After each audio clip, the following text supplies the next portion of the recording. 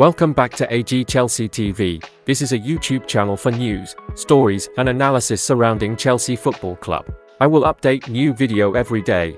Like, subscribe and turn on notifications to support me. Chelsea happy that important player didn't leave. The transfer window has closed, but that doesn't stop Fabrizio Romano's hype machine. He likes to give us a little grace period before he starts talking about the January window. Don't worry, it will be at most another week. But he is happy to run through the post-match analysis of what we saw leading up to Friday night's deadline in his column on Court Offside. In Chelsea terms, he focuses on Conor Gallagher. There was a lot of talk that the midfielder was the subject of a bid from Tottenham, and while it's clear that they were interested, Romano denies there was an actual bid. I want to clarify some rumours about Conor Gallagher and his situation at Chelsea. Romano said it was a busy end to the window for Trevoh Chalobah, who turned down a move to Nottingham Forest and decided to stay at Chelsea. But we also heard about a bid for Gallagher from Tottenham. From what I'm told, it's not true. Tottenham never sent any verbal or formal bid for Gallagher on deadline day.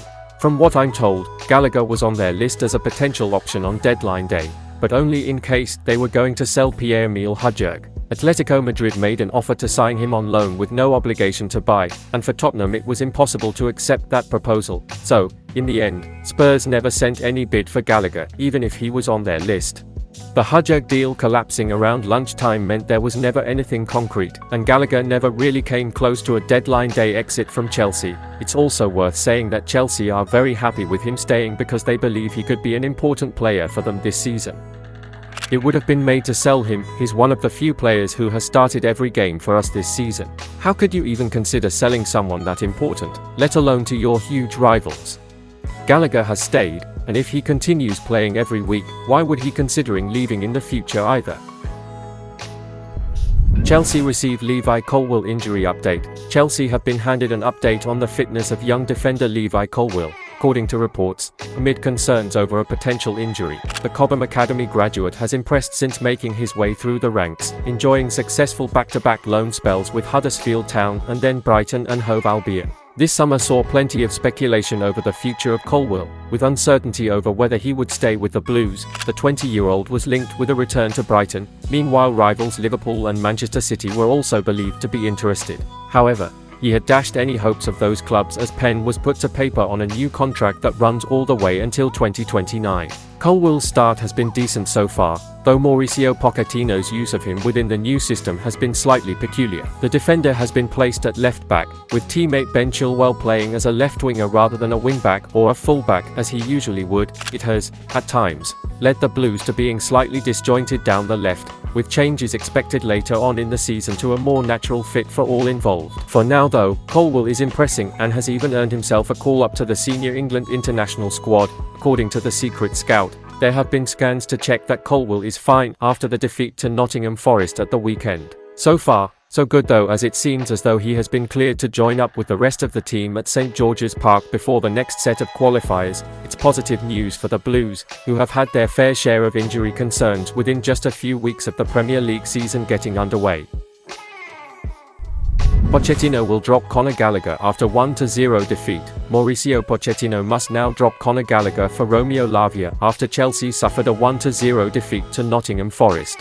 The Belgian is yet to make his Chelsea debut, following a £58 million move from Southampton due to a lack of fitness, but he could be ready to face Bournemouth after the international break. So, why must Mauricio Pochettino drop Conor Gallagher for Romeo Lavia? Let's take a look. Well, Chelsea conceded to Nottingham Forest on Saturday after a bit of miscommunication between Gallagher and Moises Caicedo. The England international let the ball run through his legs towards the Ecuador international, who seemingly did not expect it. Chelsea then lost possession just ahead of the backline, who were stretched due to this unexpected loss of possession, and Anthony Elanga took full advantage with a cool finish. Chelsea were also hit on the break by Michail Antonio after losing the ball in a similar area away to West Ham, before the Jamaica international scored to put the Irons 2-1 ahead. In my view, Lavia, who thrived in a number 6 role just ahead of the defence for Southampton last season, would stop these types of goals happening. The Belgian international regularly took the ball from Southampton's defenders in horrible areas, with opponents breathing down his neck. However, Lavia was able to spin into space or play a sensible 1-2 to avoid turning over possession in a risky area. In fact, according to the Times, Southampton actually believe the 19-year-old is the best young number 6 in Europe. Gallagher has his talents, and Pochettino has already admitted to admiring the 23-year-old. The Argentine was quoted by Neza Kinsella as saying, "We are so happy with him. Gallagher shows great commitment for the club. We are happy with him and he was captain 2 days ago vs Wimbledon." However, Gallagher is best suited to an attacking role, which Pochettino has given to Enzo Fernandez, so it would make sense to use Lavia and boost Chelsea's chances of building up attacks from the back. The teenager would sit ahead of the backline, which would also offer the 38-year-old Thiago Silva some protection too. One Chelsea fan feels the Brazilian is actually the issue right now, which Chelsea's number 6 hit back at on Instagram. Hopefully, Lavia is ready to make his Chelsea debut against Bournemouth after the international break, and can transform the way Pochettino's side create attacks.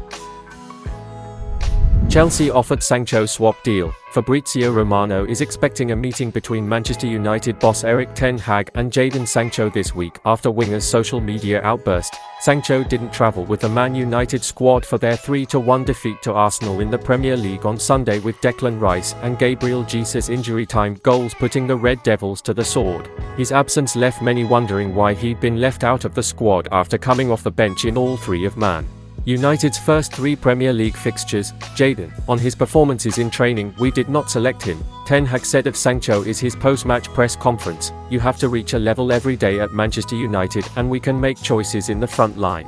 So for this game he was not selected." But, writing on X, formerly known as Twitter, Sancho hit back, "Please don't believe everything you read. I will not allow people saying things that is completely untrue. I have conducted myself in training very well this week. I believe there are other reasons for this matter that I won't go into. I've been a scapegoat for a long time, which isn't fair. All I want to do is play football with a smile on my face and contribute to my team. I respect all decisions that are made by the coaching staff. I play with fantastic players and, grateful to do so, which I know every week is a challenge. I will continue to fight for this badge no matter what." And now Romano has brought us an update on the situation at Man United and has revealed that Sancho was offered to Chelsea as part of a swap deal for Marc Cucurella. Romano said on his YouTube channel, Erik ten Hag didn't Jadon Sancho in Manchester United squad to face Arsenal over the weekend. And after the game, Ten Hag mentioned that this happened because it was a decision based on training. So he was not happy at the situation of Jadon Sancho and the way he was training during the week. He mentioned that at Manchester United you always have to reach the level, and this is why he was not selected.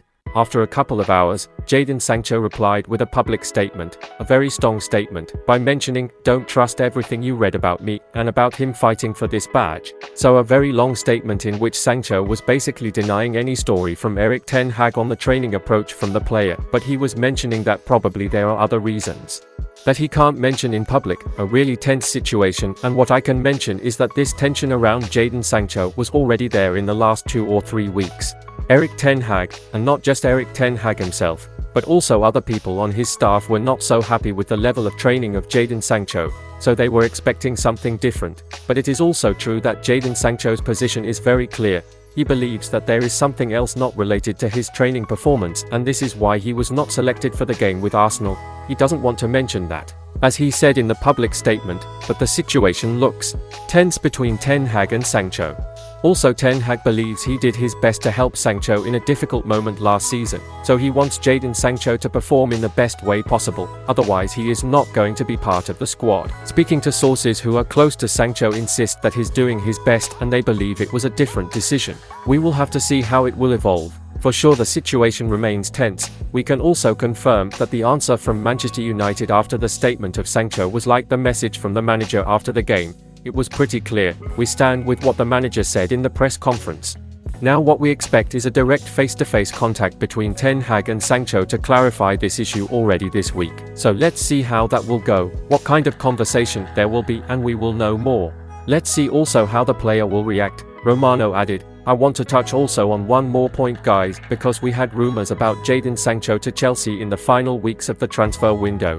When we had multiple rumors about wingers for Chelsea, all the wingers in the world were mentioned for Chelsea, and then I told you exclusively about Cole Palmer, and he was the player decided by Chelsea. But for Jadon Sancho, what happened with Chelsea? It was not something close, it was not a top target.